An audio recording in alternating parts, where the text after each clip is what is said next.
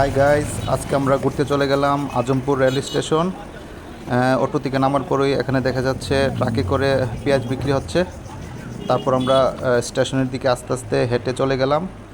স্টেশনে যেতে হলে প্রথমেই 2 লাইনের একটা রাস্তা পড়ে, একটা দিয়ে স্টেশন থেকে গাড়ি আসে, আরেকটা দিয়ে স্টেশনের দিকে গাড়ি যায়। দুই পাশে, রাস্তার দুই পাশেই দোকান। স্টেশনটা ঠিক অটো থেকে নামার হাতের ডান পাশে, মানে পূর্ব দিকে আমাদের এই আজমপুর রেল স্টেশন অবস্থিত। তারপর আমরা স্টেশনের দিকে হেঁটে যাচ্ছি। শুরুতেই দেখা যাচ্ছে যে আমার হাতের বাম পাশে একটা খুব সুন্দর মসজিদ, আর ডান পাশে গাড়ি পার্কিং এর জন্য সুব্যবস্থা। তো প্রথমে আমরা মসজিদের দিকে একটু এগোলাম। একটু এগিয়ে দেখা যাচ্ছে খুব সুন্দর একটা মসজিদ। এই মসজিদে এখানে যাত্রীরা নামাজ পড়ে। তারপর আশেপাশের লোকরা তো নামাজ পড়েই। তার পাশে একটা সুন্দর মাদ্রাসা, রেলওয়ে নুরানি হাফিজি মাদ্রাসা ও এতিমখানা। এখানে অনেক এতিম বাচ্চা কাচ্চা থাকে এবং মাদ্রাসা বাচ্চা কাচ্চারা পড়াশোনা করে। তারপর আমরা একটু হেঁটে একটু এগিয়ে যাচ্ছি গাড়ি পার্কিংয়ের দিকে। দেখা যাচ্ছে স্টেশনের গাড়িগুলো এখানে পার্কিং করে থাকে। এই যে সিএনজি দেখা যাচ্ছে, এদিকে অটো রিক্সা দেখা যাচ্ছে, ওইদিকে মাইক্রো দেখা যাচ্ছে এবং খুব সুন্দর বিশাল বড় বড় গাছ দেখা যাচ্ছে। তারপর আমরা একটু হেঁটে আর একটু এগিয়ে যাচ্ছি স্টেশনের দিকে।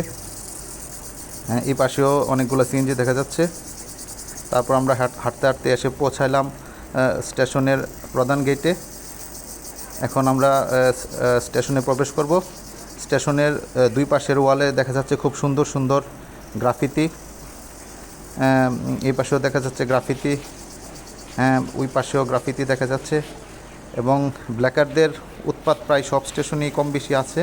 এখানে ব্ল্যাকারদের নিয়ে সুন্দর সুন্দর গ্রাফিতি অঙ্কন করা হয়েছে, যে দেখেন ব্ল্যাকার সাবধান।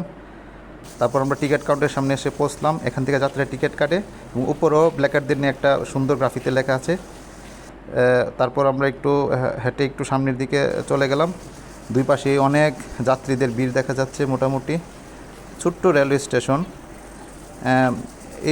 এই স্টেশনে শুধু এদিকে সাধারণত ঢাকা টু সিলেটের ট্রেনগুলো চলাচল করে, আর অথবা সিলেট টু চট্টগ্রামের ট্রেনগুলো চলাচল করে। দুই পাশে অল্প স্বল্প যাত্রী দেখা যাচ্ছে, হয়তো ট্রেনের জন্য অপেক্ষা করছে। রমজান মাস, মাঝে মাঝে দেখা যাচ্ছে এখানে অনেকে ইফতার বিক্রি করছে। এই যে এখানে একটা কৃষ্ণচূড়া গাছ দেখা যাচ্ছে। আসলে বসন্তকাল শেষের দিকে, প্রায় চৈত্র মাস চলতেছে। এখন গাছের পাতা তেমন নাই। এদিকে দুই পাশে খুব মনোরম প্রাকৃতিক পরিবেশ দেখা যাচ্ছে। সচরাচর আমরা শহরের স্টেশনগুলোতে এরকম প্রাকৃতিক পরিবেশ আমরা দেখতে পাই না। গ্রামের যে রেল স্টেশনগুলো আছে বা একটু মফস্বল এলাকার, এগুলোতে আমরা প্রাকৃতিক দৃশ্য দেখতে পাই। দুই পাশে প্রচুর গাছ, একদম সবুজের সমারোহ। এদিকে পাখি ডাকছে, গাছের মধ্যে কিচিরমিচির করছে। সন্ধ্যা ঘনিয়ে আসতেছে, পাখিরা তাদের নিজ নিজ নীড়ে ফিরে আসছে। এখানে দেখা যাচ্ছে প্ল্যাটফর্ম ভূমি থেকে অনেক উপরে। খুব পাখির কিচিরমিচির শব্দ, খুব সুন্দর, কোলাহলপূর্ণ। এদিকে অনেক যাত্রী অপেক্ষা করছে, এদিকেও যাত্রী অনেক অপেক্ষা করছে। এদিকে যাত্রীদের অপেক্ষা করার জন্য সুন্দর সুন্দর বেঞ্চ আছে। এখানে যাত্রীরা ট্রেনের জন্য অপেক্ষা করে। ও হঠাৎ করে দেখা যাচ্ছে একটা ট্রেন আসতেছে, হয়তো এই ট্রেনের জন্য যাত্রী এখন অপেক্ষা করতেছে। হ্যাঁ, ট্রেন এসে পড়লো। এখন যাত্রীরা তাদের নিজ নিজ গন্তব্যে পৌঁছার জন্য ট্রেনে উঠে পড়বে। সম্ভবত এই ট্রেনটা ঢাকা যাবে। যাত্রী অপেক্ষা করছে। রমজান মাস তো, হয়তো আর কিছুদিন পরে ঈদের যাত্রী যাওয়া আসা করবে, একটু ভিড় ট্রেনে বাড়বে। এখন তেমন একটা ভিড় আমাদের চোখে পড়ছে না। অল্প স্বল্প যাত্রী ট্রেনের মধ্যে অপেক্ষমান।